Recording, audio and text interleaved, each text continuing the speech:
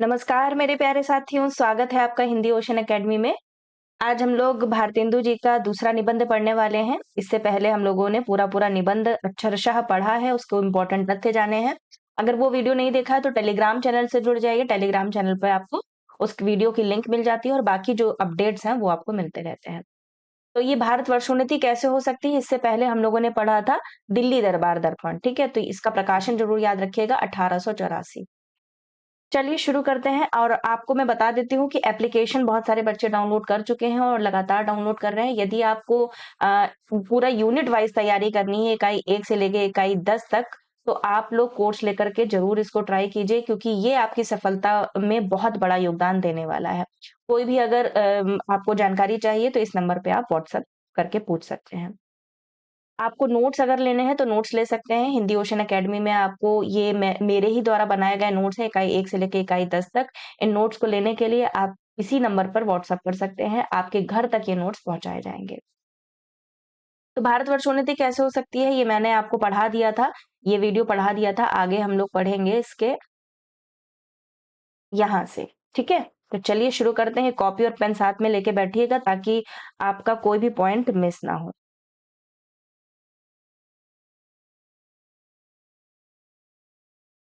चलिए, भारतवर्षोन्नति कैसे हो सकती है? आज बड़े आनंद का दिन है कि छोटे से नगर बलिया, बहुत ही सूक्ष्मता से पढ़िएगा, जो छोटे-छोटे चीज़ें मैंने हाइलाइट की हैं, उनको ध्यान में लेके चलिएगा। में हम इतने मनुष्यों को एक बड़े उत्साह से एक स्थान पर देखते हैं। इस अभागे आलसी देश में जो कुछ हो जाए वही बहुत है। बनारस ऐसे-ऐसे बड़े नगरों में जब कुछ नहीं होता तो हम यह ना कहेंगे कि बलिया में जो कुछ हमने देखा वह बहुत ही प्रशंसा के योग्य है। इस उत्साह का मूल कारण हमने खोजा तो प्रकट हो गया कि इस देश के भाग्य से आजकल यहाँ सारा समाज ही एकत्र है। रॉबर्ट साहब बहादुर ऐसे कलेक्टर हैं, जहाँ हो वहाँ क्यों ना ऐसा समाज हो। जिस देश और काल में ईश्वर ने अकबर को उत्पन्न किया था, उसी में अबुल फजल, बीरबल, टोडरमल को भी उत्पन्न किया। यहाँ रॉबर्ट साहब अकबर हैं, जो मुंशी चतुर्भुज राय, मुंशी बिहारी लाल साहब आदि अबुल फजल और टोडरमल हैं। हमारे हिंदुस्तानी लोग तो रेल की गाड़ी हैं, तो किसका-किसका नाम आया है ये ज़रूर नोट कीजिएगा। अकबर का, अबुल फज़ल का, बीरबल का, टोडरमल का, है ना? क्योंकि सूक्ष्मता से पूछेंगे तो यही प्रश्न बन जाएगा, इनमें से कौन इसमें शामिल नहीं है। है ना? जैसे भूल-गलती, ब्रह्म राक्षस में पूछा जाता है ना, बहुत ही डीप क्वेश्चन पूछे जाते हैं, वैसे ही निबंधों से भी इस प्रकार से प्रश्न बन रहे हैं कि किसमें भारतवर्षोन्नति कैसे हो सकती है निबंध में भारतेंदु जी के अनुसार कौन-कौन इसमें कौन-सा एक ऐसा व्यक्ति है जो शामिल नहीं है। तो ये जो अकबर हैं, अबुल फजल हैं, बीरबल हैं, टोडरमल हैं और भी एक आध नाम हो जाएँगे, फिर आपको परेशानी होगी, इसलिए ध्यानपूर्वक पढ़िए। मुंशी चतुर्भुज राय, मुंशी बिहारी लाल साहब आदि अबुल फजल और टोडरमल हैं। ठीक है? तो किसको-किसको अबुल फजल और टोडरमल बोला है? मुंशी चतुर्भुज राय और मुंशी बिहारी लाल। हमारे हिंदुस्तानी लोग तो रेल की गाड़ी हैं। यद्यपि फर्स्ट क्लास, सेकंड क्लास आदि गाड़ी बहुत अच्छी-अच्छी और बड़े-बड़े महसूल की इस ट्रेन में लगी हैं, पर बिना इंजन सब नहीं चल सकती। वैसे ही हिंदुस्तानी लोगों को कोई चलाने वाला हो तो ये क्या नहीं कर सकते। इनसे इतना कह दीजिए का चुप साध रहा बलवाना इम्पोर्टेंट, ठीक है? ये पूछा जा सकता है, का चुप साध रहा बलवाना। फिर देखिए हनुमान जी को, इसको भी इम्पोर्टेंट है, हनुमान जी का भी कौन से भगवान का ज़िक्र है? हनुमान जी का। हनुमान जी को अपना बल कैसा याद आता है? तो बल कौन याद दिलावे? हिंदुस्तानी राजे महाराजे, नवाब, रईस या हाकिम। राजे महाराजों को अपनी पूजा, भोजन, झूठी गप से छुट्टी नहीं। हाकिमों को कुछ तो सरकारी काम घेरे रहता है, कुछ बाल, घुड़दौड़, थिएटर में समय लगा। कुछ समय बचा भी तो उनको क्या गरा है कि हम गरीब, गंदे, काले आदमियों से मिलकर अपना अनमोल समय खोवें। बस यही मसल रही। क्या मसल रही? तुम्हें गैरों से कब फुर्सत, हम अपने गम से कब खाली, चलो बस हो चुका मिलना, ना हम खाली ना तुम खाली। क्रम वाले प्रश्न में आएगा तो सबसे पहले ये वाला पंक्ति कही गई है, याद रखिएगा। बाकी मैंने क्रम से भी आपको पीछे पढ़ा दिए कि कौन-कौन से क्रम के अनुसार आए हुए हैं, है ना?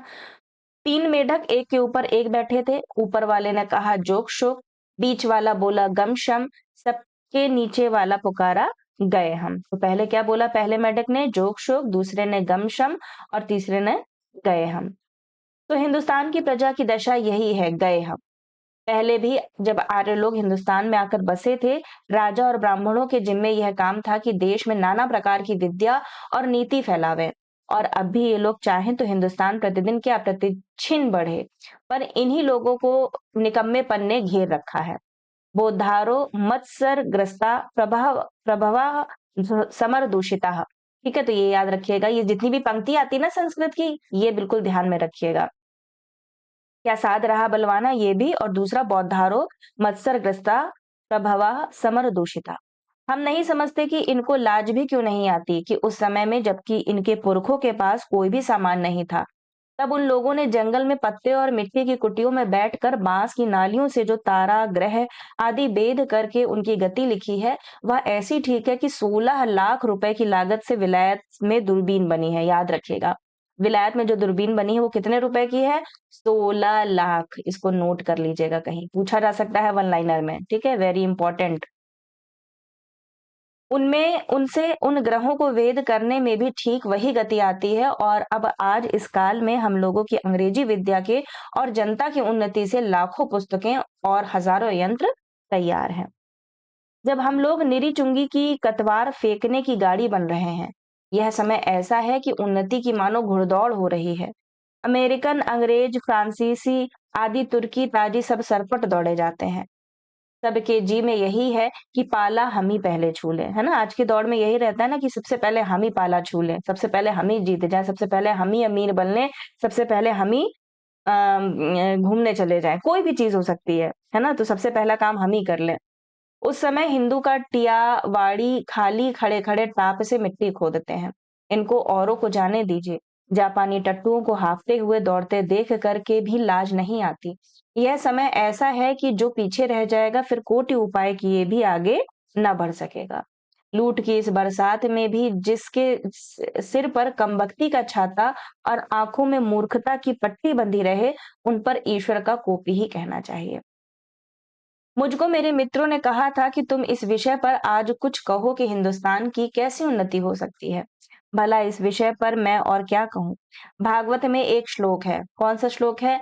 नदेह माद्याम सुलभम सुदुर्लभम प्लवम सुकल्पम गुरु कर्णधारम मायानुकेलेन तपः स्वतिरेनीन स्वतिरेति पुमान भावाब्धि न तरेत सा आत्महा।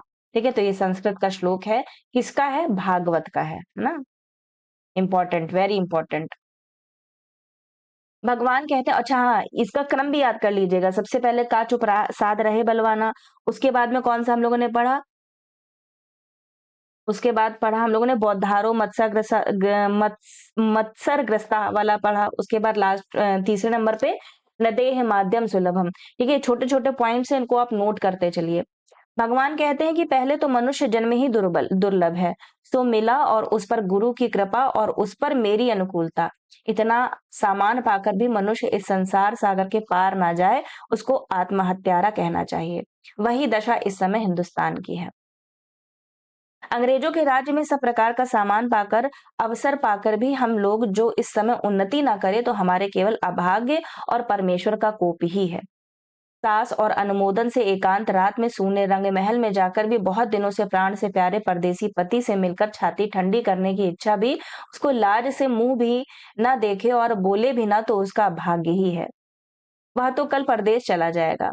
वैसे ही अंग्रेजों के राज्य में जो हम मेंढक, काठ के उल्लू, पिंजड़े के गंगा राम ही रहे, तो फिर हमारी कमबख्त कमबख्ती भी फिर कमबख्ती ही है। Very important. बहुत लोग यह कहेंगे कि हमको पेट के धंधे के मारे छुट्टी ही नहीं रहती। बाबा, हम क्या उन्नति करें? तुम्हारा पेट भरा है, तुमको दून की सूझती है। उसने एक हाथ से अपना पेट भरा, दूसरे हाथ से उन्नति के कांटों को साफ किया। क्या इंग्लैंड में किसान, खेत वाले, गाड़ीवान, मजदूर, कोचवान आदि नहीं है? किसी देश में भी सभी पेट किसी देश में भी सभी पेट भरे हुए नहीं होते, किंतु वो वे लोग जहाँ खेत जोतते बोते हैं, वहीं उसके साथ यह भी सोचते हैं कि ऐसी कौन सी नई कल या मसाला बनावे जिससे इस देश में आगे से दून अनाज उपजे। मतलब खाली ऐसा नहीं है कि उनके पेट नहीं भरे हुए हैं तो वो कुछ भी नहीं करते हैं। वो कहते हैं कि ऐसी कौन सी कल या ऐसा कौन सा मसाला बनाए जिससे दूना अनाज उपजे। विलायत में गाड़ी के कोचवान भी अखबार पढ़ते हैं। जब मालिक उतरकर किसी दोस्त के यहाँ गया, उसी समय कोचवान ने गद्दी के नीचे से अखबार निकाला। यहाँ उतनी देर कोचवान हुक्का पिएगा या गप मारेगा, सो गप भी कैसी निकम्मी। वहां के लोग गप में ही देश के प्रबंध छाटते हैं, बहुत इंपॉर्टेंट।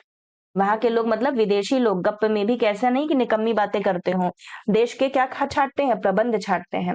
सिद्धांत यह है कि वहां के लोगों का यह सिद्धांत है कि एक क्षण भी व्यर्थ ना जाए। उसके बदले यहाँ के लोगों को जितना निकम्मापन हो उतना ही बड़ा अमीर समझा जाता है ना। हमें तो कुछ काम नहीं, हम तो बैठे बैठे खा रहे हैं, हमारी बड़ी मौज है ना, तो उसको वो सफलता समझते हैं।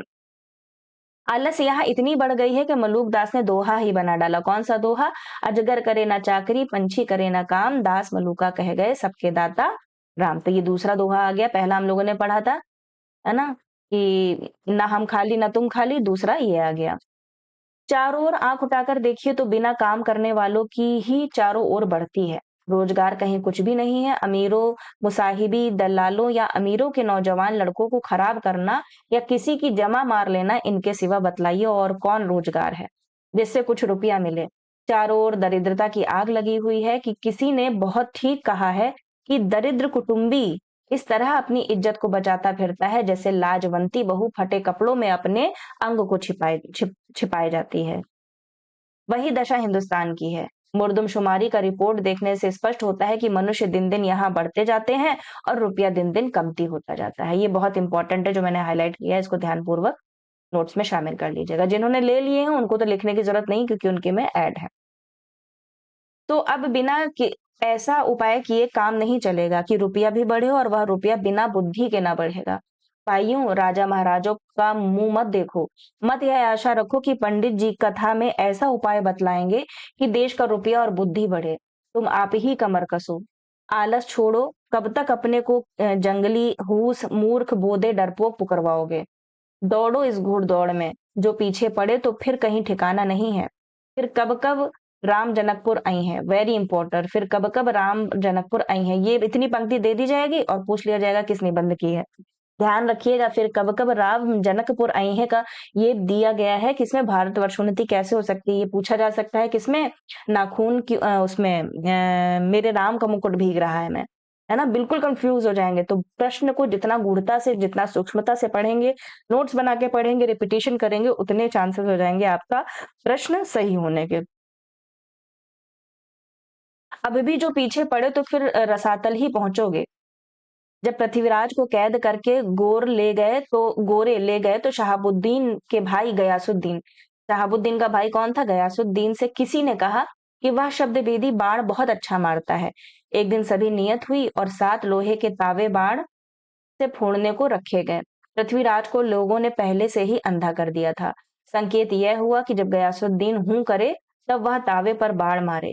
चंद कवि भी उसके साथ कैदी था। यह सामान देखकर उसने यह दोहा पढ़ा।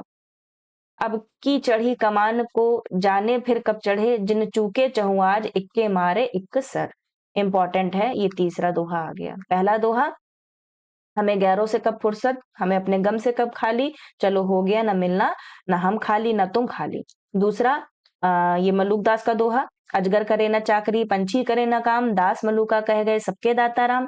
तीसरा, अब की चढ़ी कमान को जाने फिर कब चढ़े, जिन चूके चहु आज एक मारे एक सर। ठीक है। उसका संकेत समझकर जब गयासुद्दीन ने हूं किया तो पृथ्वीराज ने उसी को बाण मार दिया। वही बात अब है। अब की चढ़ी इस समय में सरकार या राज्य पाकर और उन्नति का इतना सामान पाकर भी तुम लोग अपने को ना सुधारो तो तुम ही रहो, और वह सुधरना भी ऐसा होना चाहिए कि सब बात में उन्नति हो। धर्म में, घर के काम में, बाहर के काम में, रोजगार में, शिष्टाचार में, चाल चलन में, शरीर में, बल में, समाज में, युवा में, वृद्ध में, स्त्री में, पुरुष में, अमीर में, गरीब में, भारतवर्ष की सब आस्था, सब जाति, सब देश में उन्नति करो। सब ऐसी बातों को छोड़ो जो तुम्हारे इस पथ के कंटक हों। चाहे तुम्हें लोग निकम्मा कहें या नंगा कहें, प्रस्तान कहें या भ्रष्ट कहें, तुम केवल अपने देश की दीन दशा को देखो और उनकी बात मत सुनो। अपमान पुरस्कृत मानम कृत्वा तु पृष्ठतः स्वकार साधयेत धीमान कार ध्वंसो ही मूर्खता। जो लोग अपने को देश हितैषी मानते हो वह अपने सुख को होम करके, अपने धन और मान का बलिदान करके कमर कस के उठो। देखा देखी थोड़े दिन में सब हो जाएगा। अपनी खराबियों के मूल कारणों को खोजो। कोई धर्म की आड़ में, कोई सुख की आड़ में छिपे हैं। उन चारों उन चोरों को वहां-वहां से पकड़ कर लाओ। उनको बांध-बांध कर कैद करो। हम इससे बढ़कर क्या कहें कि जैसे तुम्हारे घर में कोई पुरुष व्यभिचार करने आवे, तो जिस क्रोध से उसको पकड़ कर मारोगे और जहां तक तुम्हारे में शक्ति होगी उसका सत्यानाश करोगे, उसी तरह इस समय जो-जो बातें तुम्हारी उन्नति पथ की कांटा हो, उसकी उनकी जड़ खोद कर फेंक दो। कुछ मत डरो। जब तक 100-200 मनुष्य बदनाम ना होंगे, जात से बाहर ना निकाले जाएँगे, दरिद्र ना हो जाएँगे, कैद ना होंगे, वरंच जान से ना मारे जाएँगे, तब तक कोई देश ना सुधरेगा। इम्पोर्टेंट। अब प्रश्न होगा कि भाई हम तो जानते ही नहीं कि उन्नति और सुधारना किस चिड़िया का नाम है। किसको अच्छा समझे? क्या लें, क्या छोड़ें? तो कुछ बातें जो इस शीघ्रता से मेरे ध्यान में आती हैं, उनको मैं कहता हूँ, सुनो। क्या कहते हैं? सब उन्नतियों का मूल धर्म है। यहाँ पे एक टाइपिंग एरर है, उन्नति होगा यहाँ पे। उन्नतियों का मूल, ठीक है? सब उन्नतियों का मूल धर्म है। इससे सबसे पहले धर्म की उन्नति करनी उचित है। देखो, अंग्रेजों की धर्म नीति राजनीति परस्पर मिली है, जिससे उनकी दिन-दिन कैसी उन्नति हुई है। उनको जाने दो, अपने ही यहाँ रख देखो। तुम्हारे धर्म की आड़ में नाना प्रकार की नीति, समाज गठन, वैदक आदि भरे हुए हैं। दो एक मिसाल सुनो, तुम्हारा बलिया के मेला का यही स्थान क्यों चुना गया है, जिसमें जो लोग कभी आपस में नहीं मिलते, 10-10, 5-5 कोस से लोग एक जगह एकत्र होकर आपस में मिले, एक दूसरे का दुख सुख जाने, गृहस्थी के काम की वह चीजें जो गांव में नहीं मिलती यहाँ से ले जाएं। एकादशी का व्रत क्यों रखा है? वेरी इंपॉर्टेंट, ये वाली लाइन बहुत इंपॉर्टेंट है। एकादशी का व्रत क्यों रखा है? जिसमें महीने में 2 एक उपवास से शरीर शुद्ध हो जाए। गंगा जी नहाने जाते हैं तो पहले पानी सिर पर चढ़ाकर तब पैर पर डालने का विधान क्यों है? जिससे तलुए से गर्मी सिर पर चढ़कर विकार न उत्पन्न करे। है ना? तो पहले पैरों में डाला जाता है, तब सर पे डाला जाता है, तो क्यों डाला जाता है ऐसे? जिससे जो तलुए की गर्मी, पैरों के जो तलवे होते हैं ना, उसकी गर्मी वो सिर पर ना चढ़े। दिवाली इस हेतु दिवाली इसी हेतु है कि इसी बहाने साल भर में एक बार तो सफाई हो जाए। होली इसी हेतु है कि बसंत की बिगड़ी हवा स्थान स्थान पर अग्नि जलने से स्वच्छ हो जाए। यही त्योहार ही तुम्हारी म्युनिसिपैलिटी है। ऐसे ही सब पर्व, सब तीर्थ व्रत आदि में कोई हिकमत है। उन लोगों ने धर्म नीति और समाज नीति को दूध पानी की भांति मिला दिया है। खराबी जो बीच में हुई वह यह है कि उन लोगों ने ये धर्म क्यों मानने लिखे थे। इसका लोगों ने मतलब नहीं समझा और इन बातों को वास्तविक धर्म मान लिया। भाइयों, वास्तविक धर्म तो केवल परमेश्वर के चरण कमल का भजन है। ये सब तो समाज धर्म है जो देश काल के अनुसार शोधे और बदले जा सकते हैं। दूसरी खराबी यह हुई कि उन्हीं महात्मा बुद्धिमान ऋषियों के वंश के लोगों ने अपने बाप दादों का मतलब न समझकर बहुत से नए नए धर्म बनाकर शास्त्रों में धर दिए। बस सभी तिथि व्रत और सभी स्थान तीर्थ हो गए। वेरी इंपॉर्टेंट, जो हाइलाइटेड है ना वो एकदम ध्यानपूर्वक पढ़िएगा। तो इन बातों को अब एक बार आंख खोल कर देख और समझ लीजिए कि फलानी बात उन बुद्धिमान ऋषियों ने क्यों बनाई और उनमें देश और काल के अनुकूल और उपकारी हो उनका ग्रहण कीजिए। बहुत सी बातें जो समाज विरुद्ध मानी जाती हैं, किंतु धर्मशास्त्रों में जिनका विधान है उनको मत चलाइए। जैसा जहाज का सफर, विधवा विवाह आदि। लड़कों की छोटेपन में ही शादी करके उनका बल, वीरज, आयुष्य सब मत घटाइए। आप उनके माँ-बाप हैं या शत्रु हैं? वीर्य उनके शरीर में पुष्ट होने दीजिए। नून, तेल, लकड़ी की फिक्र करने की बुद्धि सीख लेने दीजिए, तब उनका पैर काठ में डालिए। कुलीन प्रथा, बहु विवाह आदि को दूर कीजिए। लड़कियों को भी लड़कियों को भी पढ़ाइए, किंतु इस चाल में नहीं जैसे आजकल पढ़ाई जाती है, जिससे उपकार के बदले बुराई होती है। ऐसी चाल से उनको शिक्षा दीजिए कि वह अपना देश और कुल धर्म सीखें। पति की भक्ति करें और लड़कों को सहज में शिक्षा दें। वैष्णव शास्त्र इत्यादि नाना प्रकार के लोग आपस में बैर छोड़ दें। यह समय इन झगड़ों का नहीं। हिंदू, जैन, मुसलमान सब आपस में मिलिए। जाति में कोई चाहे ऊंचा हो या चाहे नीचा हो, सबका आदर कीजिए। जो जिस योग्य हो उसे वैसा मानिए। छोटी जाति के लोगों का तिरस्कार करके उनका जी मत तोड़िए। सब लोग आपस में मिलिए। मुसलमान भाइयों को भी उचित है कि इस हिंदुस्तान में बसकर वे लोग हिंदुओं को नीचा समझना छोड़ दें, ठीक भाइयों की भांति हिंदुओं से बर्ताव करें। ऐसी बात जो हिंदुओं का जी दुखाने वाली हो ना करें। घर में आग लगे, सब जेठानी दौरानी का को आपस का डाह छोड़कर एक साथ वह आग बुझानी चाहिए। इम्पोर्टेंट। जो बात हिंदुओं का नहीं मयस्सर है, वह धर्म के प्रभाव से मुसलमानों को सहज प्राप्त प्राप्त है।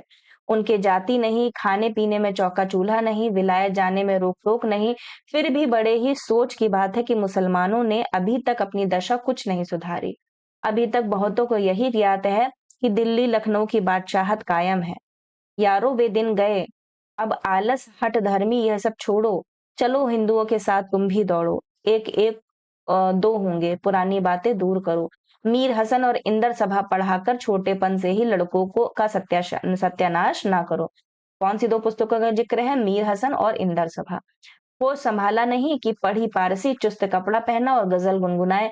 शौक तिल्फी से मुझे गुल की जो दीदार का था, ना किया हमने गुलिस्ता का सबक याद कभी। वेरी इंपॉर्टेंट, ये चौथा हो गया। ठीक है, तो हम लोगों ने पढ़ लिया ये। आगे भी है। हाँ, भला सोचो कि इस हालत में बड़े होने पर वे लड़के क्यों ना बिगड़ेंगे। अपने लड़कों को ऐसी किताबें छूने भी मत दो। कौन सी? इंदर सभा और मीर हसन। अच्छी से अच्छी उनको तालीम दो। पेंशन और वजीफे या नौकरी का भरोसा छोड़ो, लड़कों को रोजगार सिखलाओ, विलायत भेजो, छोटेपन से मेहनत करने की आदत दिलाओ। सौ सौ महलों के लाड़ प्यार दुनिया से बेखबर रहने की राह मत दिखलाओ। भाई हिंदुओं, तुम भी मत मतांतरों का आग्रह छोड़ो, आपस में प्रेम बढ़ाओ।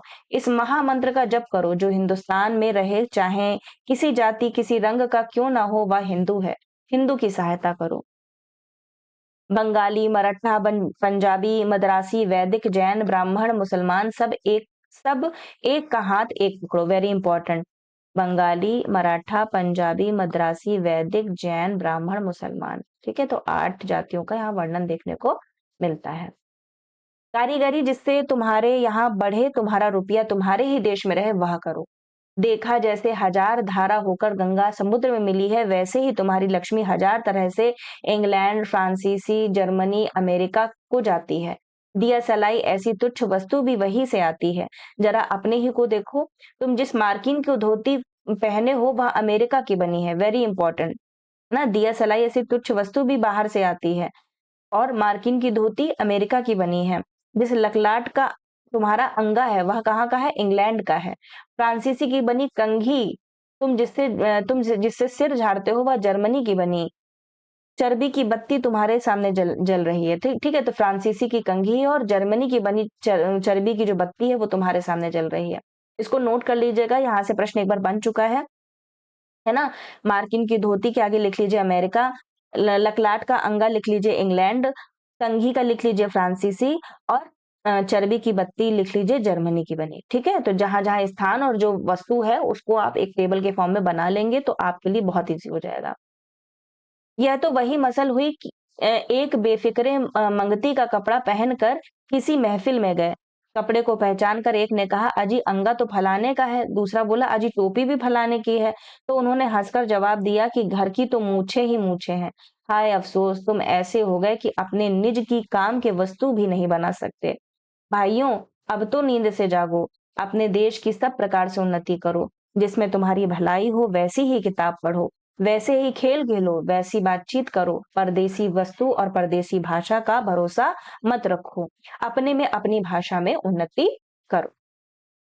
ठीक है, तो यहाँ पर ये आपका निबंध समाप्त होता है और पिछली कक्षा में आप देखेंगे कि मैंने आपको ये पूरा पढ़ा दिया था। इसके उद्धरण ये देखिए, क्रम में आने वाली पंक्तियां मैंने इसमें आपको लिख दी थी शॉर्ट में नहीं, पूरी लिख दी थी। तुम्हें गैरों से कब फुर्सत, अजगर करे ना चाकरी, अब की चढ़ी कमान को, उसके बाद शौक तिल्फी से मुझे गुल की जो दीदार का था। ठीक है, तो ये इंपॉर्टेंट है, 1 2 3 4। और जो संस्कृत के जो अभी श्लोक आए हैं ना, संस्कृत के जो श्लोक आए हैं है ना, उनको भी आप इसमें ऐड कर लीजिएगा। शायद जो बच्चे पहले ले चुके हैं नोट्स, उसमें आई थिंक उसमें नोट नहीं होगा, तो उसको भी आप नोट कर लीजिए, है ना। तो जो जो हम लोग अपडेट करते चलेंगे वो मैं आपको बताती चलूंगी। ठीक है, तो ये आपका यहाँ से था। सबसे पहले तो का चुप साध रही बलवाना। ठीक है, इसको नोट कर लीजिएगा, 1 मिनट रुकिएगा।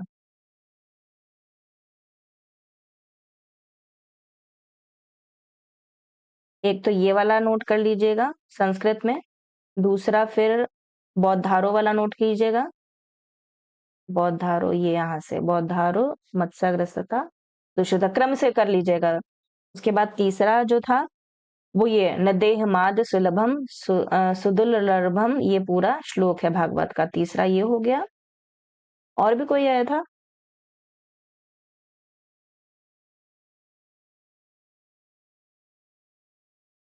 चौथा ये आया, मान पुरस्कृत्यम मानम कृत्यवा, ठीक है, तो एक ये आला आ गया, इसको भी नोट कर लीजिएगा।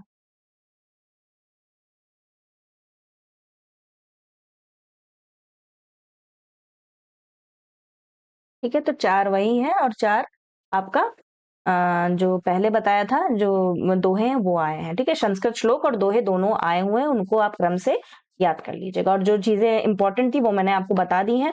एप्लीकेशन जरूर डाउनलोड कर लीजिए, और कोई प्रॉब्लम है तो आप 7209973250 नंबर पर व्हाट्सएप कर सकते हैं। मिलते हैं अगले वीडियो के साथ में, तब तक सभी का आभार एवं धन्यवाद। और हाँ, वीडियो को लाइक और शेयर और अपनी प्रतिक्रिया जरूर व्यक्त कर दिया करिए। आपकी प्रतिक्रिया ही मुझे जोश उत्साह से भर देती है, ताकि मैं ऊर्जा पूर्वक आपके समक्ष एक और क्लास प्रस्तुत कर सकूं। मिलते हैं अगले वीडियो के साथ में, सभी का आभार एवं धन्यवाद।